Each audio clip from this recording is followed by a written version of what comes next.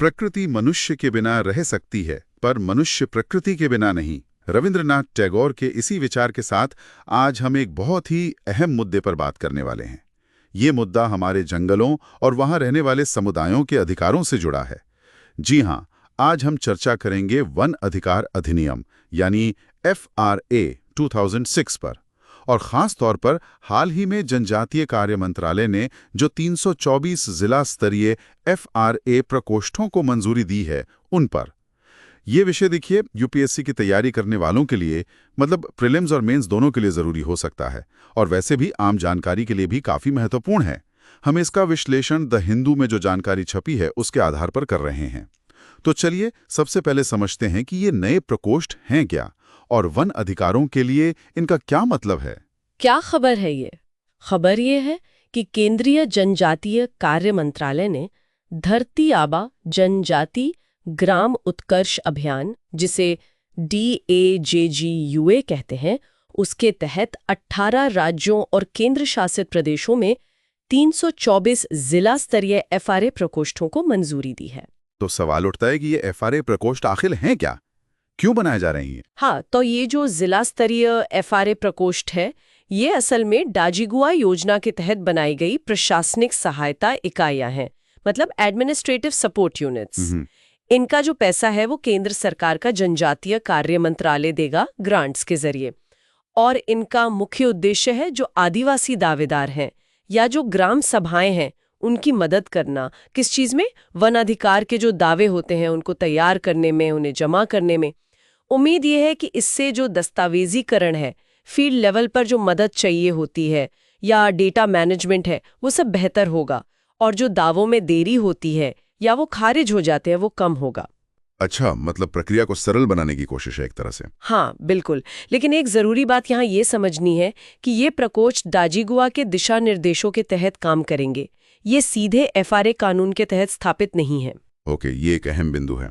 जी, इनके मुख्य काम भी तय हैं, जैसे जो वन भूमि है उसका सीमांकन करना, जो वन बस्तियां हैं या ऐसे गांव जिनका सर्वे नहीं हुआ है उन्हें राजस्व गांव में बदलना, मतलब उन्हें सरकारी रिकॉर्ड में लाना।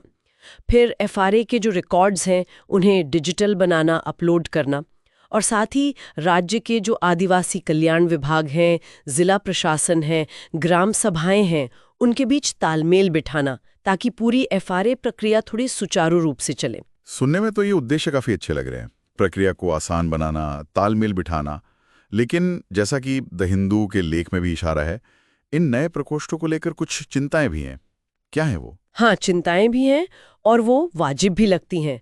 सबसे बड़ी चिंता तो यही है कि ये प्रकोष्ठ FRA का जो मौजूदा कानूनी ढांचा है उसके बाहर एक समानांतर व्यवस्था ना बना दें। समानांतर व्यवस्था मतलब ये कि कंफ्यूजन हो सकता है कि किसकी क्या भूमिका है, किसकी क्या जिम्मेदारी है, क्योंकि FRA के तहत तो पहले से ही एक पूरा ढांचा मौजूद है। हाँ, वो समितियां वगैरह है ना। बिल्कुल। दूसरी चिंता यही है कामों के दोहराव की। FRA के तहत देखिए ग्राम सभा स्तर पर वन अधिकार समितियां हैं, FRCs, फिर उपमंडल स्तर पर SDLCs हैं, जिला स्तर पर DLCs हैं, और राज्य स्तर पर निगरानी समिति भी है। अब ये नए प्रकोष्ठ भी वही काम करेंगे, दावेदारों की मदद, दस्तावेजीकरण, तालमेल, रिकॉर्ड रखना। तो ये कहीं ना कहीं उन मौजूदा समितियों के काम के साथ ओवरलैप करेगा। ये तो एक मुद्दा हो सकता है। और देखिए कुछ समस्याएं तो व्यवस्था के स्तर पर पहले से ही हैं, जैसे ये जो SDLCs और DLCs हैं, इनकी बैठकें ही नियमित रूप से नहीं होती कई जगह, या फिर अगर दावे मंजूर हो भी गए तो वन विभाग उनको जमीन पर लागू करने में बहुत देरी करता है। ये दिक्कतें तो सुनने में आती हैं। तो सवाल ये उठता है कि क्या सिर्फ ये नए प्रशासनिक प्रकोष्ठ बना देने से ये गहरी ढांचागत समस्याएं हल हो जाएंगी? शायद इसके लिए और कुछ करने की जरूरत है। इन प्रकोष्ठों और चिंताओं को ठीक से समझने के लिए शायद हमें थोड़ा सा वन अधिकार अधिनियम 2006 को भी याद कर लेना चाहिए। ये कानून क्यों लाया गया था, इसका मकसद क्या था? बिल्कुल सही, ये बहुत जरूरी है। देखिए FRA 2006 जो है वो मुख्य रूप से लाया गया था ऐतिहासिक अन्याय को सुधारने के लिए। किनके साथ अन्याय? वन निवासी अनुसूचित जातियों STs और अन्य पारंपरिक वन निवासियों OTFDs के साथ। ये वो समुदाय है जो पीढ़ियों से जंगलों में रह रहे हैं, उन पर निर्भर हैं, लेकिन उनके पास उस जमीन और संसाधनों पर कोई कानूनी अधिकार नहीं था। अच्छा, तो ये कानून उन्हें अधिकार देने के लिए था? हाँ, कानूनी अधिकार। इसमें कई तरह के अधिकार दिए गए, जैसे स्वामित्व अधिकार, किस पर? लघु वनोपज पर, यानी MFP, माइनर फॉरेस्ट प्रोड्यूस। इसमें लकड़ी के अलावा बाकी सब आता है, बांस, तेंदुपत्ता, जड़ी बूटियां वगैरह।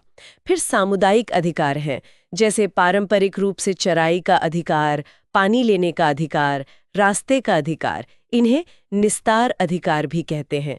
और विशेष रूप से जो कमजोर जनजातीय समूह है, PVTGs, उनके पारंपरिक रहवास क्षेत्रों की सुरक्षा के लिए पर्यावास अधिकार भी दिए गए। और वो सामुदायिक वन संसाधन वाला क्या था? CFR? हाँ, CFR, कम्युनिटी फॉरेस्ट रिसोर्स। ये बहुत महत्वपूर्ण है। ये समुदायों को अधिकार देता है कि वे अपने पारंपरिक रूप से संरक्षित और प्रबंधित किए जाने वाले वन संसाधनों की खुद सुरक्षा करें, उन्हें फिर से बेहतर बनाएं और उनका प्रबंधन करें। और एक और बात, अगर किसी सार्वजनिक काम के लिए वन भूमि चाहिए तो उसके लिए ग्राम सभा की सहमति जरूरी है। और इसकी प्रक्रिया क्या है अधिकार देने की? इसकी प्रक्रिया विकेंद्रीकृत है, मतलब नीचे से ऊपर जाती है। ग्राम सभा सबसे महत्वपूर्ण है, वही दावों को शुरू करती है और उनकी जांच करती है। फिर मामला FRC यानी वन अधिकार समिति के पास जाता है, फिर SDLC, फिर DLC और आखिर में राज्य निगरानी समिति। तो इसका मकसद था समुदायों को ताकत देना, है ना? बिल्कुल, मकसद था ऐतिहासिक अधिकारों को मान्यता देना, विकेंद्रीकृत शासन के जरिए सशक्तिकरण, जबरन बेदखली से सुरक्षा देना और संरक्षण के कामों में समुदायों को भागीदार बनाना, ताकि संरक्षण समावेशी और टिकाऊ हो सके। तो हमने समझा कि FRA 2006 कैसे वन निवासियों को अधिकार देता है और ये नए जिला प्रकोष्ठ इस प्रक्रिया में मदद के लिए लाए गए हैं, लेकिन साथ ही ये भी चिंताएं हैं कि कहीं ये मौजूदा व्यवस्था को और जटिल न कर दें या असली समस्याओं से ध्यान न भटका दें। हाँ, तो यहाँ एक बुनियादी सवाल खड़ा होता है सोचने के लिए कि क्या ये प्रशासनिक सहायता इकाइयाँ जो मौजूदा कानूनी ढांचे के बाहर हैं, वो ज़मीनी स्तर की चुनौतियों का हल कर पाएंगी? मेरा मतलब है, जो चुनौतियां हैं जैसे समितियों के बीच तालमेल की कमी या अमल में होने वाली नौकरशाही देरी, क्या ये प्रकोष्ठ उन्हें दूर कर सकते हैं? या फिर इन समस्याओं के लिए ज्यादा गहरे मतलब प्रणालीगत सुधारों की जरूरत है? ये वाकई एक विचारणीय प्रश्न है, इस पर जरूर सोचना चाहिए। इस मुद्दे पर आपके क्या विचार हैं, हमें नीचे टिप्पणी में जरूर बताइए। और द हिंदू पर आधारित ऐसे और विश्लेषणों के लिए UPSC की तैयारी और सामान्य जानकारी दोनों के लिए उपयोगी हो सकते हैं। हमें लाइक और सब्सक्राइब करना न भूलें।